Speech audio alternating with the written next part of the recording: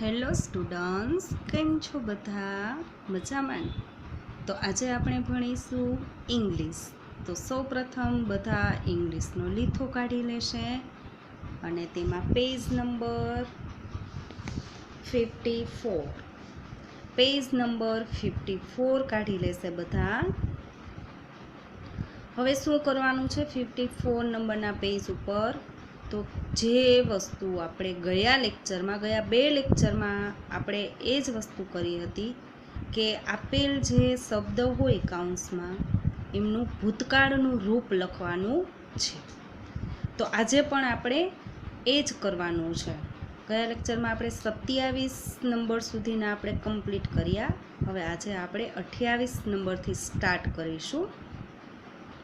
હવે 28મું વાક્ય છે કે ધ ચિલ્ડ્રન ખાલી જગ્યા ધેર હેન્ડ્સ. ધ ચિલ્ડ્રન ખાલી જગ્યા ધેર હેન્ડ્સ. હવે કાઉન્સમાં શું આપેલ છે? ક્લેપ. ક્લેપ એટલે શું થાય? તો કે તાળી પાડવી. શું થાય ક્લેપ એટલે? તાળી પાડવી. ધ ચિલ્ડ્રન મતલબ કે બાળકો. ધેર હેન્ડ્સ ક્લેપ એટલે કે તાળી પાડે છે તેમના હાથેથી. હવે આમનું વાક્યનું આપણે ગુજરાતી કરીએ તો એવું થાય કે બાળકો તેમના હાથ વડે તાળી પાડે છે. હવે આપણે અહીંયા ક્લેપ છે એમનું આપણે ભૂતકાળનું રૂપ લખવાનું છે. તો ક્લેપનું ભૂતકાળનું રૂપ થશે CLA અને P છે એ બે વળવાનો છે. મતલબ કે ડબલ P કરવાના છે અને પછી ED લગાડવાના છે એટલે થઈ જશે ક્લેપ્ડ. હું તમને બે લેક્ચરથી આ કહું છું કે તમારે આ બધા ભૂતકાળના રૂપો છે એ યાદ રાખવાના છે. કારણ કે ક્લેપ્ડ થાય છે એ તમને યાદ જ ન હોય તો તમે અહીંયા શું લખો અને કાં તો લખો એ ખોટું પડે છે, બીજું કંઈ નહીં. એટલે તમારે આ ભૂતકાળના બધા રૂપ છે એ પાકા કરવાના છે, યાદ રાખવાના છે. તો અહીંયા બધા લખી લેશે CLAPPED કે બાળકોએ તેમના હાથેથી તાળી પાડી એવું થઈ જશે. તાળી પાડે છે એ ચાલુ ક્રિયા, ચાલુ વર્તમાનકાળ બતાવે છે અને ક્લેપ્ડ આવી ગયું એટલે શું થઈ જશે? ભૂતકાળનું સાદો ભૂતકાળ થઈ જશે. હવે ત્યાર પછીનું આપણે જોઈએ કે ચુન્ની એન્ડ મુન્ની. ચુન્ની એન્ડ મુન્ની ખાલી જગ્યા ઈચ અધર. હવે કાઉન્સમાં છે લવ, LOVE લવ. તો ચુન્ની એન્ડ મુન્ની, ચુન્ની અને મુન્ની એકબીજાને ચાહે છે. લવ એટલે ચાહવું. Chunni and Munni each other, love each other. હવે અહીંયા જે LOVE લવ આપેલો છે એમનું આપણે ભૂતકાળનું રૂપ બનાવવાનું છે. તો લવનું ભૂતકાળનું રૂપ થશે LOVE. ઈ આપેલ છે એટલે છેલ્લે ખાલી ડી લગાડવાનો છે. શું લાગશે? D. Loved, LOVED. ચુન્ની and Munni loved each other. તો અહીંયા બધા લખી લેશે LOVED. હવે આપણે 30 નંબરનું વાક્ય જોઈએ. The cat. કેટ એટલે બિલાડી. ધ કેટ ખાલી જગ્યા on the sofa. The cat ખાલી જગ્યા ઓન ધ સોફા. કાઉન્સમાં આપેલ છે સ્લીપ. સ્લીપ એટલે સૂવું. સ્લીપ એટલે સૂવું. The cat sleep on the sofa મતલબ કે બિલાડી સોફા ઉપર સૂતી છે એવું આપણે જો સ્લીપ લખીએ તો એવું થાય. પણ આપણે શું કરવાનું છે કે સ્લીપ આપેલ છે એમનું ભૂતકાળનું રૂપ લખવાનું છે. તો મેં તમને કીધું એમ કે સ્લીપ છે તો એમનું ભૂતકાળનું રૂપ થશે slept, SLEPT slept. The cat slept on the sofa. તો અહીંયા બધાએ લખવાનું છે SLEPT સ્લેપ્ટ. હવે તમે પાકું ન કર્યું હોય કે સ્લીપનું ભૂતકાળનું રૂપ સ્લેપ્ટ થાય છે તો તમે શું કરો, કાં તો સ્લીપ છે તો પાછળ ઈડી લગાડી દો અથવા તો બીજું જ કાંઈક લખો, પણ એ તમારું શું થાય પછી એક્ઝામમાં ખાલી જગ્યા છે એ ખોટી પડે, મતલબ કે ભૂતકાળનું રૂપ છે એ તમારું ખોટું પડે. હવે ત્યાર પછી છે હામિદ. હામિદ ખાલી જગ્યા હીઝ બાઇસિકલ. હામિદ છે એ છોકરાનું નામ છે કે હામિદ ખાલી જગ્યા હીઝ બાઇસિકલ. કૌંસમાં આપેલ છે રાઇડ. રાઇડ એટલે સવારી કરવી, કે હામિદે તેમની સાયકલ ઉપર સવારી કરી, એવું થાય. રાઇડ આપણે લખીએ અહીંયા RIDE, તો એમનું ગુજરાતી એવું થાય કે હામિદે તેમના સાયકલની સવારી કરી. પણ આપણે શું કરવાનું છે કે રાઇડ આપેલ છે એમનું ભૂતકાળનું રૂપ, મતલબ કે એમને સાયકલની જે સવારી કરી એ પૂરું થઈ ગયું છે, એ વસ્તુ બની ગઈ છે, એ બતાવવા માટે રાઇડ છે એમનું થશે RODE, road. Hamid road his bicycle. તેમણે તેમની સાયકલ ચલાવી લીધી, એવું થાય. તો અહીંયા બધાએ લખવાનું છે RODE, road. Hamid road his bicycle. હવે નેક્સ્ટ આપણે જોઈએ તો કમલા. કમલા ખાલી જગ્યા ધ ચિકન્સ. કમલા ખાલી જગ્યા ધ ચિકન્સ. હવે કૌંસમાં છે ફીડ. FEED. ફીડ એટલે ખાવું. ચિકન એટલે જે નોનવેજ માંસ આવે એમને આપણે કહીએ ચિકન. તો કમલા ખાલી જગ્યા ધ ચિકન. હવે ફીડ છે FEED, એમનું ભૂતકાળનું રૂપ થશે FED, ફેડ. એમનું ભૂતકાળનું રૂપ થશે fed. Kamala fed the chicken, મતલબ કે કમલાએ ચિકન ખાધું. અત્યારે ખાય છે એમ નહીં, ખાઈ લીધું.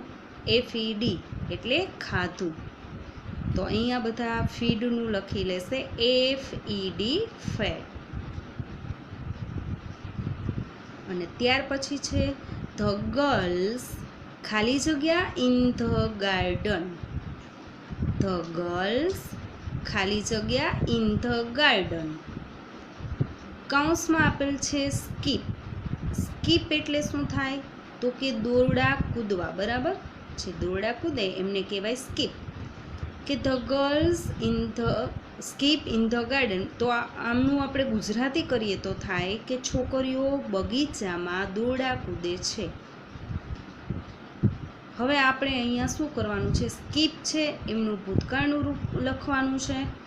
તો આપણે બધાએ અહીંયા તમારે લખવાનું છે SKI અને P છે એમને બેવડવાનો છે, મતલબ કે ડબલ P કરવાનો છે અને પછી ED લગાડવાનું છે.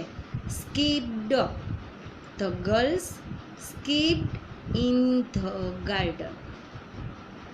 છોકરીઓએ બગીચામાં દોરડા કૂદ્યા. ભૂતકાળ બની ગયું. તો બધા લખી લેશે SKIPPED, સ્કીપ. પછી છે કેતન ખાલી જગ્યા ધ ચેર. કેતન ખાલી જગ્યા ધ ચેર. પુલ. પુલ એટલે શું થાય તો કે ખેંચવું. તો અહીંયા PULL, પુલ છે એમનું શું કરવાનું છે, ભૂતકાળનું રૂપ કરવાનું છે. તો તમારે બધાએ લખવાનું છે પુલ્ડ, મતલબ કે PULL છેલ્લે ED લગાડવાનો છે. Pulled. Ketan pulled the chair. તો બધા લખી લેશે PULLED, પુલ. પછી છે કે મધર ખાલી જગ્યા એ રંગોલી. કૌંસમાં આપેલ છે ડ્રો. ડ્રો એટલે દોરવું. મધર એટલે મમ્મી. મમ્મીએ રંગોળી બનાવી. ડ્રો એટલે દોરવું, રંગોળી દોરી. એવું અહીંયા આપણને જો ડ્રો અહીંયા લખીએ તો એવું થાય કે મધર ડ્રો એ રંગોળી, મમ્મીએ રંગોળી દોરી. પણ આપણે શું કરવાનું છે, ડ્રોનું ભૂતકાળ રૂપ લખવાનું છે. તો એમનું ભૂતકાળનું રૂપ થશે DREW, ડ્રુ. DREW. મમ્મીએ રંગોળી બનાવી, મતલબ કે ભૂતકાળ થઈ ગયો. મધર ડ્રુ એ રંગોળી. અને ત્યાર પછી 36 નંબરનું છે વાક્ય કે સુષ્મા ખાલી જગ્યા ડાઉન. સુષ્મા ખાલી જગ્યા ડાઉન. કૌંસમાં છે ફોલ. શું છે? કૌંસમાં છે ફોલ. તો FALL ફોલ છે, એમનું ભૂતકાળનું રૂપ થશે FELL. તો બધાએ અહીંયા લખવાનું છે FELL. Sushma fell down.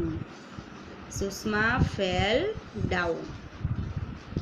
પછી 37 નંબરનું ખાલી જગ્યા છે ધ વિલેજર્સ. વિલેજર્સ એટલે ગામડાના માણસો, ગામડાના લોકો. ધ વિલેજર્સ ખાલી જગ્યા the સાઉટ્સ.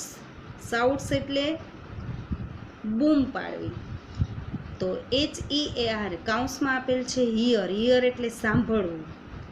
The villagers here the સાઉટ્સ, મતલબ કે ગામના લોકોએ શું સાંભળ્યું? તો કે અવાજ છે, ચીસ પાડવાનો અવાજ છે એ સાંભળ્યું.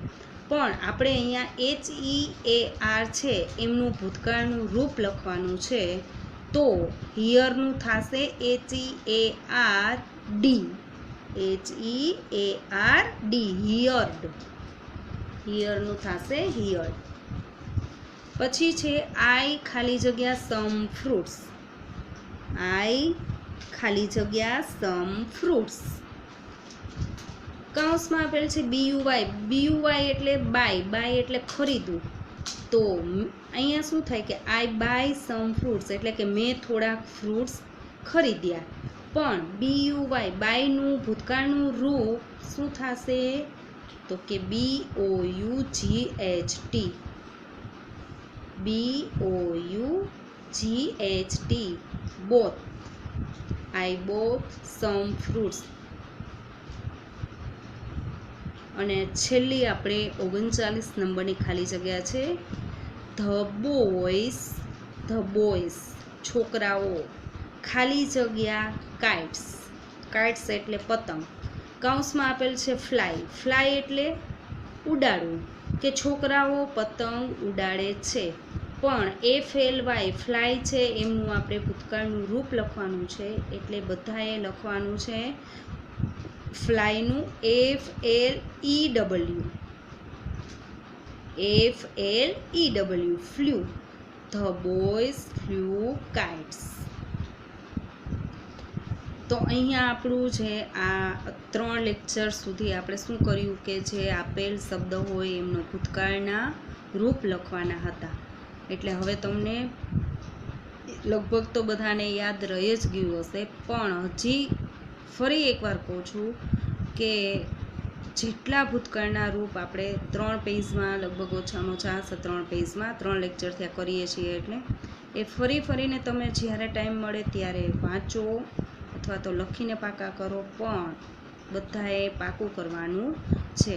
હવે આપણે છે ને આજે 44 નંબરનું પેજ છે એ અહીંયા સુધી જ કરીશું, અને બાકીનું પેજ છે એ આપણે નેક્સ્ટ લેક્ચરમાં કરીશું. તો ફરી મળીશું નેક્સ્ટ લેક્ચરમાં. Good bye.